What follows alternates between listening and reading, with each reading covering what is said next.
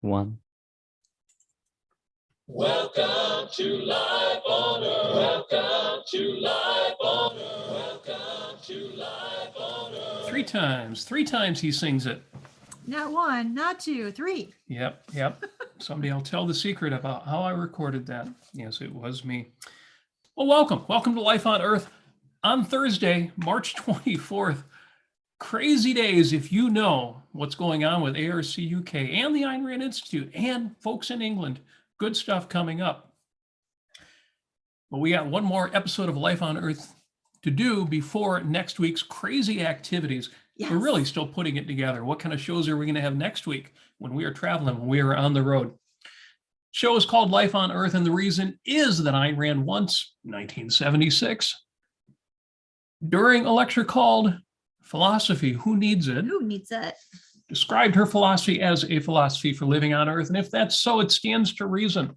It stands to reason that objectivists, fans of Ayn Rand, people applying her philosophy, using objectivism as the owner's manual of life, should be and are, by and large, are some of the best people in the world, the happiest, the most successful, the most optimistic, the most generous and gracious, the most awesome people, and what we need to talk about today, some of the most heroic people, or at least who use heroism as an aspirational value. See, what happened is a poster in the Ayn Rand Facebook group, a public group, so I don't feel too bad quoting him, and I don't even remember his name, but he wrote about feeling, quote, absolutely small and insignificant to the characters Ayn Rand wrote, unquote. Yeah. When I read Ayn Rand, I feel, and this is an admirer of Ayn Rand, who wrote, I feel absolutely small and insignificant to the characters and compared to the characters that Ayn Rand wrote. And he kind of got beat up a little bit by some of the folks on the group, Honestly, in the forum. Don't beat people up. You know, I mentioned that objectivists should be among the most gracious people. Yes. Ladies and gentlemen. The most helpful people to those who share their common values, that is objectivism. I love Dominique's line in the Fountainhead during the Stoddard Temple trial. And the prosecuting attorney asks her, now, you know, you're the daughter of the great architect Guy Franquin, right? She says, yes, my father was invited to come here to testify. He said he did not care for a building such as the Stoddard Temple, but that he did not think we were behaving like gentlemen. At least he has a little class. He had class. Yeah. He didn't have integrity or values or morals, but he had class. But he had class.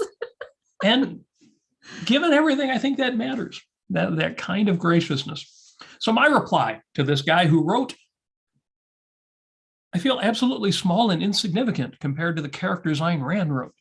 He wrote, well, there will always be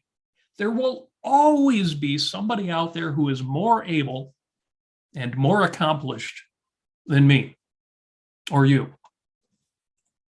And even more so if you add fictional characters to the mix. You know, life is not a contest between you and the best or the worst people who've ever lived. Have been imagined. Or except that I can beat anybody at Thumb Wars. If anybody needs to prove it, that they can't beat me, just come up to me and just we'll do a It stands to reason that somewhere out there there is the best thumb war warrior in the world. This is me. And as the people who advertise the Michigan lottery say, why not you? Look at that, I won. Again, life is not a contest between you and the best or the worst people who've ever lived or have been imagined. One might say this is a contest between you and your own best self, your own aspirations. But it's not even that, because it's not a contest, or at least not just a contest. It's also a race, but it's also an adventure. It's also a dance and a vacation and a song and a celebration. It's fun. Earlier today on the Daily Objective, TDO number 466, they're coming up on episode 500, which incidentally, I got the kind of sneak information Inside information? Tell me Inside about it. information. TDO 500 is going to be awesome. That's all I can say about it. Okay. But today's TDO 460, the topic was hidden treasures, how to fill your life with small joys. Well, I like that. In fact, that reminds me of the show we did last Sunday on 5 Minutes with Robert Nasir. But it was one of those great minds, everybody. great minds think alike. We don't steal ideas, we just think alike. No, kidding. But it was a Thursday Collective episode. On Thursday, they have more than one. It's fun that way. They have more than one host. So today they had Don Watkins and Mark Pellegrino and Nikos Sotirakopoulos. And Mark Pellegrino mentioned, he said, knowing when to work. Now we're talking about being like Ayn Rand heroes. Mark said, knowing when to work and when to relax is part of the art of living. Recharging your batteries is also important. And he says this, he said, the fact that it's an art means that it's a little different for each of us. Now, we've talked about that before. The difference between an art and a science, in this context, the difference between an art and a science is when you learn a science, you've got everything you need to go out and do that science. But when you learn an art, you have to apply it. It's a skill. It needs to be practiced. So this is absolutely true. And balancing and integrating your work and your leisure and your romance and chores and celebrations depends on your purpose, your specific purpose. Your life is an end in itself.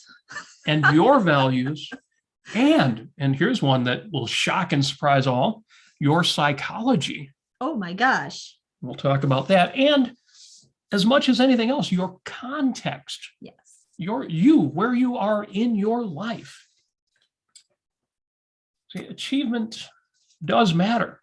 So be ambitious and decide what you want, given your values and your potential, and go for it. But we're not here. You are not here right now to measure up to anybody else. Amy gave the teaser, the spoiler there. Your life is an end in itself. Heroes, not just Ayn Rand's heroes, all heroes, other fictional heroes, movie heroes, real life heroes, the kind of people that Andrew Bernstein writes about in this book. Right here, Heroes, Legends, Champions, Why Heroism Matters. Real life heroes. They inspire us, but they don't define us. They can't define us. Right. It's like if you've got 3 or 4 boxes of puzzles and then you try to fit all the parts in from the different boxes, it's just not going to work. It is not going to work. Those are individual boxes. So. Exactly right. One of those puzzles might be you and your life and your challenges and your aspirations and your goals and your values. And another puzzle could be Howard Rourke. Now, I've said before, I want to be Howard Rourke when I grow up. Of all of Ayn Rand's heroes, I don't know about John Galt. I'd love to be Hank Rearden, but no, that's not me.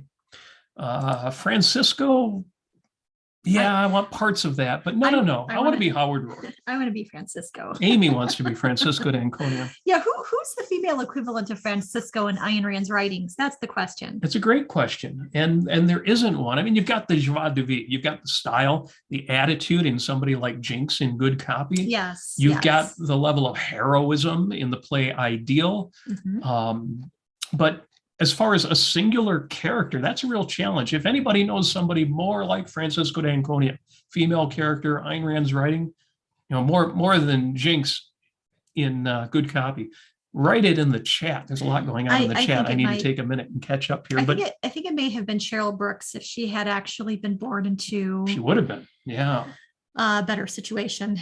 If she hadn't been born in Lincoln Park, or whatever the equivalent of that is in the world of Atlas Shrugged, right, and then immediately graduated to the worst of another kind of life. So, right, if you're being who you want to be and living the life you want to live, that is as it should be, whether that looks like Howard Rourke or Sean Xavier Donegan, whether you're Dagny Taggart or Eddie Willers. So the original poster went on I'm not a very competent person when it comes to work, and I've only just come to find a profession I honestly enjoy at 28. Now, at my age, 28, I'm like, you're still a little kid. What are you talking about? But I get it because I've been there. I know that feeling at 28 and thinking, I'm 28. I'm 10 years older than 18. I've been an adult for 10 years and I haven't conquered the world yet. Because I hadn't yet conquered the world. I hadn't quite conquered the world at 28. So I wrote back, I said, that's something you can fix in time. Nobody has ever been born an adult.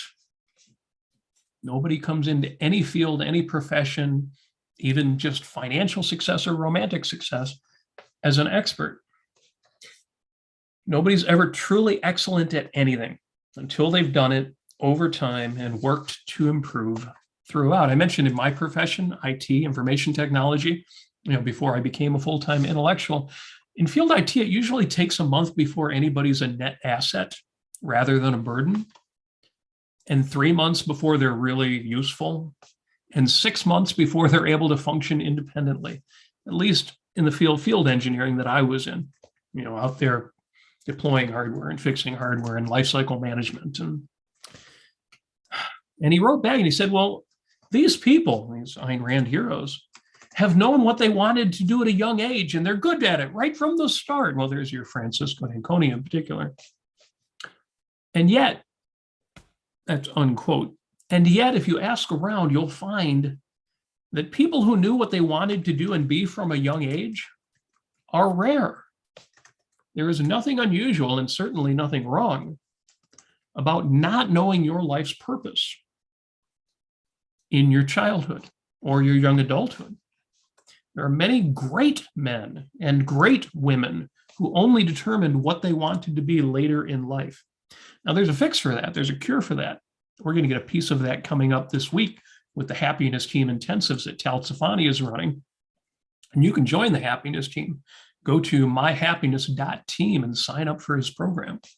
So yes, you can accelerate that. You can make it happen faster, but there's nothing wrong with not having done that by age 28. In fact, there's nothing wrong with not having done that by any particular number. He says, I feel like Dagny Taggart and John Galt and maybe even Ayn Rand herself would hate me for that. And if you've ever had that feeling of, the really great people in the world or in this philosophic movement would look down on me,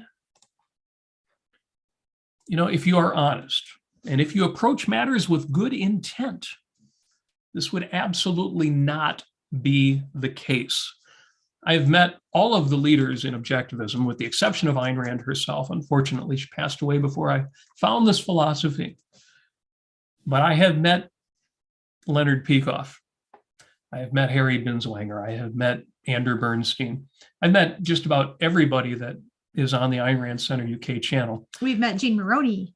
We've met Jean Maroney and met her in person. Gina Gorlin. We met, who else? I feel like these people would hate me if they met. Believe me, they would not hate you. No. Again, you don't have to have achieved greatness and enormous stature either in your profession or in regard to this philosophy. In anything. I mean, in anything. The thing is that if you are honest, yeah, right. And again, when I say good intent, yes, what I mean is that if you actually want the good in your life and you are willing to do the good, practice virtues, rational virtues, nobody is going to look down on you because you haven't made yourself look like an Ayn. You might already be an Ayn Rand hero, but you don't look like an Ayn Rand hero yet. Believe me. I mean, that they would hate you is extreme. They wouldn't even look down on you. No, it wouldn't even come over. It wouldn't even occur to people. Good point. It's not even that they would judge you a particular way. It wouldn't even occur to them. And honestly, I've actually had experiences and talked to people about this, and there are so many people who think the same exact way, and they think you're coming over to them, and then they're kind of thinking to themselves, oh no, this person's going to judge me. And so they're thinking the same way that you're thinking. So it's kind of comical. So yeah, just go, go up to people with good intent and goodwill. And if you don't get reciprocation, try not to think to yourself, oh, it's because of me, or, it's my fault. No. It's, you just don't know what other people are going through. Oh, And, yeah.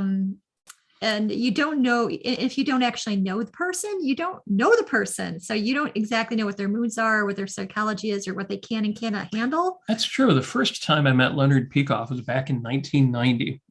I sat at the same table he was at breakfast one of the mornings during a conference, Conceptual Conferences, 1990. And yeah, he was distant. He was cold. He didn't seem like he wanted to talk. And I only found out several years later what he was going through that year, and that he was as polite and gracious as he was to me and the other people at the table. Knowing what he was going through, I actually have to give him credit for that. You're right. You don't know what other people are going through. And if Right. somebody seems a little distant or cold to you at an event, it's not about you. Right. They've got 100 other things going on. But normally you're not even going to run into that. Let me take a minute, since we're a quarter after the hour, to say thank you for the super chat. Allie is in for $5 right at the start and says, thank thanks you, for the Allie. amazing show, Robert and Amy. Well, that I have to read it out loud because it's a super chat, even though it's also extremely flattering to us. She does say, sorry, I forgot to mention Amy in the Zoom. Yes, we had the Zoom meeting earlier. Mhm. If you were a member of the Ayn Rand Center UK, you would have been invited to that private meeting that only members can go to. We'll talk about that too. She says, have fun at the event in London. I won't be there. Oh, Allie can't make it to London. Well, that's a big deal. I mean, it's a big expense and a big schedule disruption. We are only making it because this gal said, we got to go. Yeah, So, we're just going to have to we go. gotta go. As a matter of fact, if you are not friends with me and Robert on Facebook, please look us up, friend us, and I will try my best to do Facebook Live, in all kinds of strange moments that are very exciting and adventurous. Yes, and we need to do even more of that. Mary Aline's also in the super chat for $3. Thank you very much for that. And Apollo is also in. He says, me, the hero. Yay. Exactly the right attitude to have. And again, it's not about, I'm John Galt. I like that expression, I am John Galt. I've seen the I am John Galt bumper stickers. There was a book released. Yes, there is. Right around the time when it's a strange series of events. We had the Tea Party. We had the rise of the new, don't even know what you would call them, but the Tea Party meant Atlas Shrugged suddenly was selling hundreds of thousands of copies a year. Yeah. I think they might have sold 1 million copies that first year when the book took off again. Yes, with Obamacare. And at the same time as the rights to make a movie out of Atlas Shrugged by the rights holder were expiring. Yeah. And so this guy puts out 3 Atlas Shrugged movies real quick over the course of a couple of years. Yeah. And very low budget. In fact, the budget was so low, he couldn't even have the same actors in each of the films. And there was stock footage involved. The quality of the films was, well, my mistake was using the word quality and talking about them. But with that said, oh my gosh, where was I going with that? Oh yeah, Atlas Shrugged sales. Atlas Shrugged sales, Atlas Shrugged movie. No, totally lost track of my place here. I will get back to that in a moment because I know it's going to come back to me. Oh yeah, the book, Who is John Galt? Yes. So the Atlas Shrugged movies are released. Everybody's talking about Atlas Shrugged online. And somebody writes a book called I Am John Galt. And before the first movie was released, I have to fess up. I have to acknowledge this. Before the first movie was released,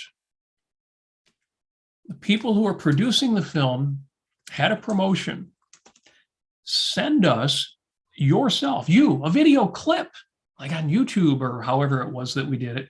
I think it was YouTube. Send us a video clip of you declaring, I am John Galt.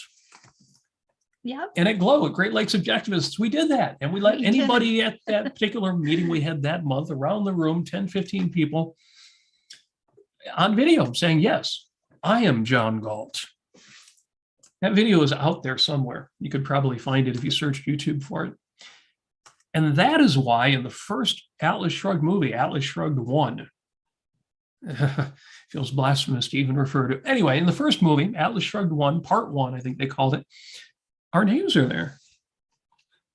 I mean, there's something like 1,000 people and this long scroll of credits at the end of the movie. I think they might have even ended up removing it from the theatrical production and made it a DVD extra, but we're there. We are there. We're there. We're there. That tells you how hopeful we were that was going to be a good movie. Yeah. Well, it's sort of like an extremely rough draft.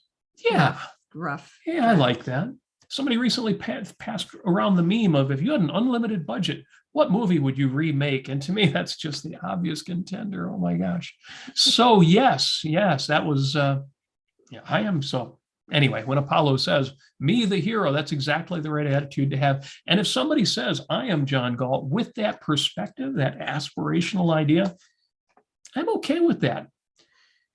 Yeah. Incidentally, Shadowblade does say, update, I am now able to go to the London event, and adds a super chat to it. Thank you for that. Yay. Very, very good news. Cabbage patch for you. We are looking forward to meeting everybody. I hope they have name tags, because I'm not going to know some folks' real names and be like, hey, do you remember me from the super chat? Well, I have to use mnemonics. Mnemonics. Mnemonic devices or something. Okay. I'm not sure how that would work, but you probably just need to be a little bit creative. So yes, our questioner who says, I don't know about these Ayn Rand heroes, they make me feel very, very small. And one thing people often miss about Ayn Rand, one thing that people often miss about Ayn Rand was her extraordinary benevolence. There are stories out there, especially in the Facets of Ayn Rand. If you haven't yet, I encourage you to read. Yes, read the Letters of Ayn Rand. Read the book Journals of Ayn Rand, Facets of Ayn Rand by Charles and Marianne Suarez. 100 Voices. 100 Voices. Read the words of the people who knew Ayn Rand. Yes. And by that, I don't mean the biographies that have been written about her, which are unfortunate at best. And read the book, The Early Ayn Rand, in which not only do you get an idea what Ayn Rand was writing 10, 15 years before she wrote The Fountainhead and Atlas Shrugged, but there are some stories that Leonard Peikoff shares in there. We discussed one of those introductions on our Leonard Peikoff's essays show with James Valiant, which we'll be doing again tomorrow. Watch for that on ARCUK.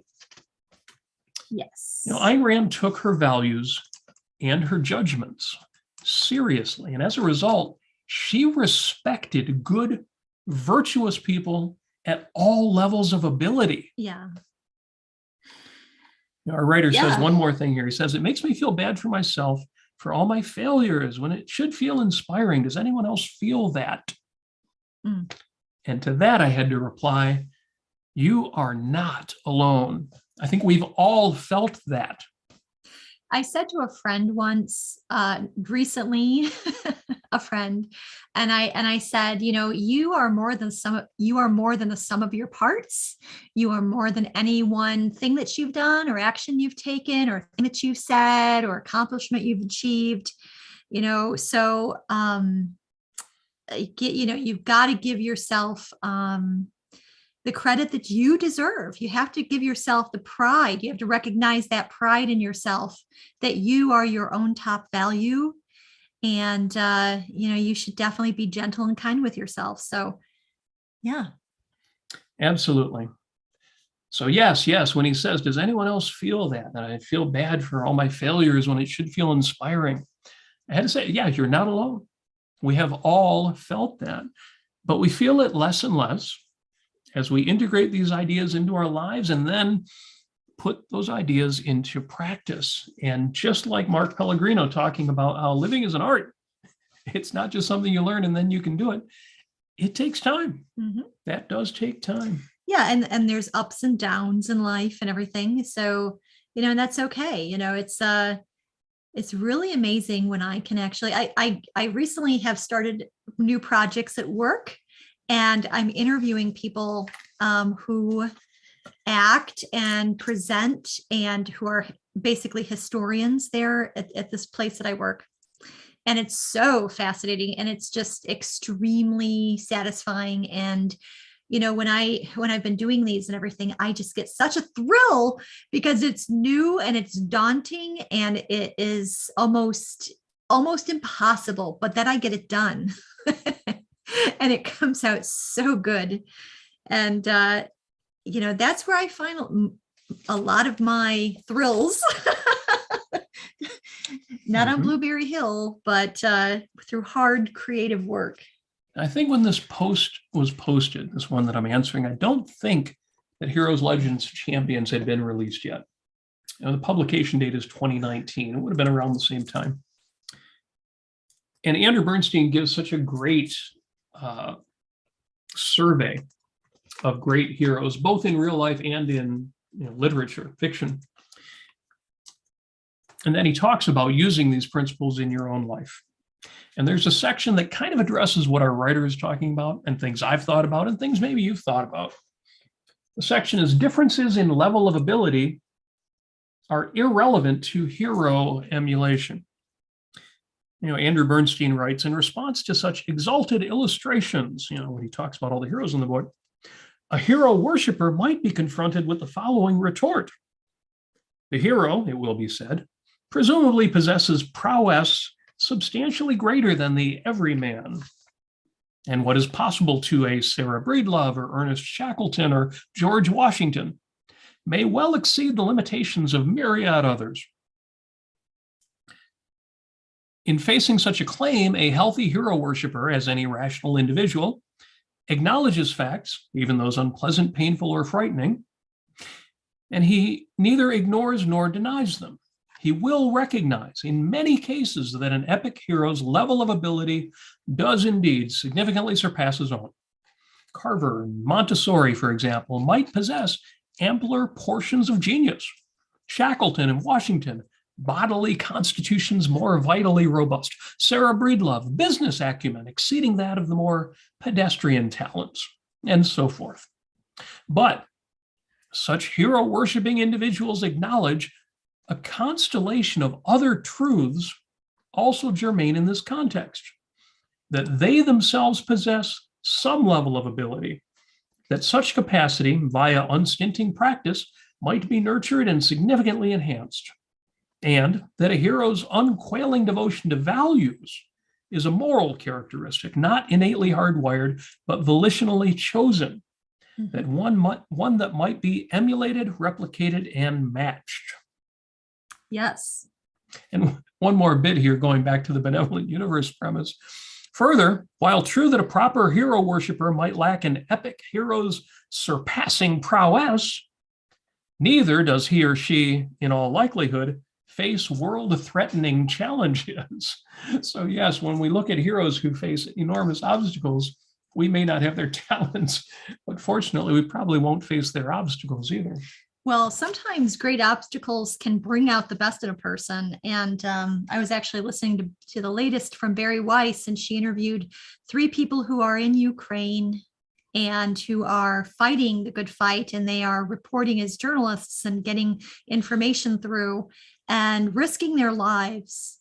And you could just hear their steely resolve in their voices, and their relief in their voices that most of their families are safe. And anyway, if you want to hear something like that, just listen to Barry Weiss's latest podcast. Yep. Can I step in here for a second, Robert? Yes, please. Because when this original person who was posting about this and kind of lamenting and feeling down about themselves and their own achievements and abilities,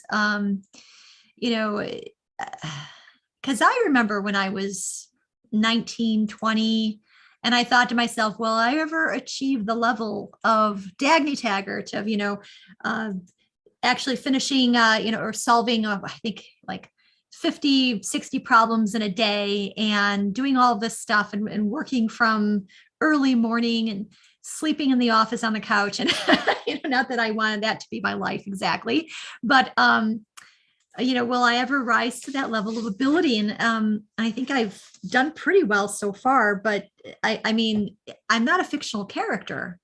So really, when it really comes down to Dagny Taggart or John Galt, and the question is, what would it mean to have similar virtues to these characters in myself, in my context, in my situation, with my own values? What would it mean to have similar virtues? So I thought to myself, for John Galt, what are his virtues? He's extremely clear thinking. He has a solid commitment to reality. he isn't tempted by acting pragmatically or on his feelings or in the short range of the moment, in spite of how difficult maintaining his values are. I mean, okay, so get this, John Galt, close your ears if you haven't read Atlas Shrugged yet, but John Galt, he is a leader. He actually brought together his friends, these amazing businessmen, a philosopher, a copper industrialist, and then they finally, got through to Hank Rearden and all of this. So he's getting all these people to go on strike. And that was the original title of the book that Ayn Rand came up with, The Strike. So he is an advocate, and he's a compassionate advocate for those people who are creative and productive and high achievers, and who would otherwise basically waste their lives propping up and rewarding these miserable, undeserving looters, and basically sacrificing their lives for these cretins, for these knuckleheads. And so here is John Galt.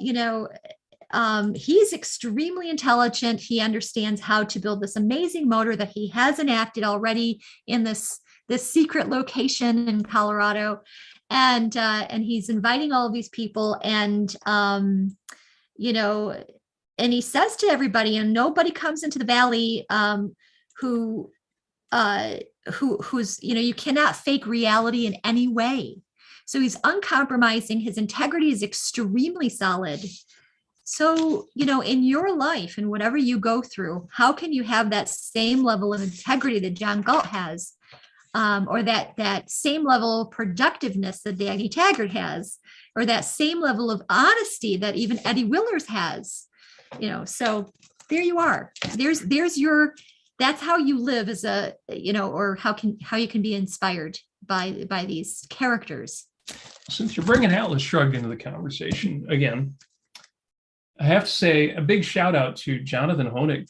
Yes, thank you very, very much, a surprise. How do you like this? This, we talked about, they made Atlas Shrugged into 3 different movies. Well, the Folio Society in London made Atlas Shrugged into 3 beautiful bound volumes. I did not go out and buy these. These don't come cheap. These came from Jonathan Honig, the capitalist pig, the man. Thank you, Jonathan, for that. I haven't cracked them open yet. Yeah, I feel like they're so precious that I don't want to open them. And thank you expensive. very much. But actually, I've decided I'm going to crack them. I'm going to put them to use. In case Jonathan doesn't see this, we're going to be sending him a big fat thank you note. Yeah, well, and Jonathan may have an opinion about that. He's like, no, I sent that as a collector's item. Don't crack it open. It will lose hundreds of dollars in value as soon as you do. But it's Atlas Shrugged. I'm thinking the next time I reread Atlas Shrugged, and I don't know how many times I've read it, don't bother asking. It has been many. But the next time that I read it, I'm thinking of cracking that open and using these beautiful hardcover volumes. So Atlas Shrugged, we got to talk Atlas Shrugged, because as you just said, Amy, when we talk about, well, nobody stays in the valley by faking reality whatsoever, does that imply that everybody's a John Galt? Everybody is a Francisco d'Anconia. Everybody is someday a Hank Rearden. And I love the scene where again, spoiler alert, give me 30 seconds here. Dagny is in the valley, and there's a roughneck who's working. I'll read from the book. The roughneck was watching them from above, listening with curiosity. She glanced up at him. He looked like a truck driver, so she asked, "What were you on the outside? A professor of comparative philology, I suppose?" "No, ma'am," he answered. "I was a truck driver." He added, "But that's not what I wanted to remain." Yes. And what I love about that is that, I mean, even if he remained a truck driver, the point is he was clearly a virtuous man. He belonged with these good people. And we've quoted both Leonard Peikoff and Ayn Rand have made the comment that they would trust the judgment of a truck driver over that of a modern philosophy professor, which to me makes perfect sense as well. One more quote from Atlas Shrugged while we are in here, and I'll go with the big hardcover here because we haven't cracked open the Folio Society set yet. "All life is a purposeful struggle, and your only choice is the choice of a goal. Do you wish to continue your present battle, or do you wish to fight for my world?" Now, just break from the text here for a moment. John Galt's talking not just about saving the world, which he's doing, and leaving behind the ideology that's destroying America and the world, excuse me, but also individually, speaking individually to each person and how they're going to live their own lives. Mm-hmm. Do you wish to continue a struggle that consists of clinging to precarious ledges in a sliding descent to the abyss? A struggle where the hardships you endure are irreversible and the victories you win bring you closer to destruction? Mm. Or do you wish to undertake a struggle that consists of rising from ledge to ledge in a steady ascent to the top? A struggle where the hardships are investments in your future, where the victories bring you irreversibly closer to the world of your moral ideal. And should you die without reaching full sunlight, you will die on a level touched by its rays. Such is the choice before you. Not only is this true in a battle for the future of the country, this is true in every day and every moment of your life. Yeah. So to our writer on the Ayn Rand forum, the question again isn't, do you rise to the level and the stature of a John Galt existentially in your career, in your financial success, even in romance, or do you aspire to his level of moral virtue? Yes. Do you study these ideas, realize not just that these are great ideas, but they're simply true. This simply is the operator's manual for a successful life, and commit yourself to applying it. True that. True that. So unless we have more questions in the super chat, I'm not going to go much longer. We've got a big week coming up next week. As I say, the schedule for the week coming up as far as our podcasts go is still a work in progress. But I did have to take time to review this because it came up again recently. A friend of mine posted about some of the challenges they've been going through. And this was great. This person wrote, this was friends only, so I'm going to leave out, genders and specifics, but this person has been going through a lot and says, the reason why objectivism is so great is not the politics or economics. These are just expressions of objectivism applied to, well, how should we then live? The basis for objectivism is efficacy, respect for reality, and celebration of our individual value. Mm-hmm. Cancel culture, microaggressions, socialism, altruism, all these can be addressed through first connecting the individual to their own power, beauty, value, efficacy, connecting the individual with reality and respecting cause and effect and how we can utilize that to our advantage. Hear, hear, or cheers, as they say in the UK. I've known objectivists who have gone through enormous trauma. Really difficult times, yes. Really hard times, the kind of hard times where you could almost forgive them for just about anything, except that it essentially knocked them out of objectivism. It knocked them off the course of philosophy. It turned them into either pragmatists or out and out altruists or mystics. They either adopted, cynicism or some form of faith. And I can't tell you how inspiring it is to see instead somebody who has, again, faced enormous challenges and could have said, living up to all of these virtues and trying to achieve all of these values is just too hard. My life is too hard. And to see somebody not do that, to see somebody stick with what they believe, again, not just out of integrity to Ayn Rand and I want to be a good objectivist, but just because they understand these ideas are true. And if I'm going to make my life better, these are the ideas with which I'm going to do that. That to me is enormously inspiring and even got me a little choked up reading that post. Yes, very, very lovely. To that person who posted that, you are a very lovely person. Cheers to you.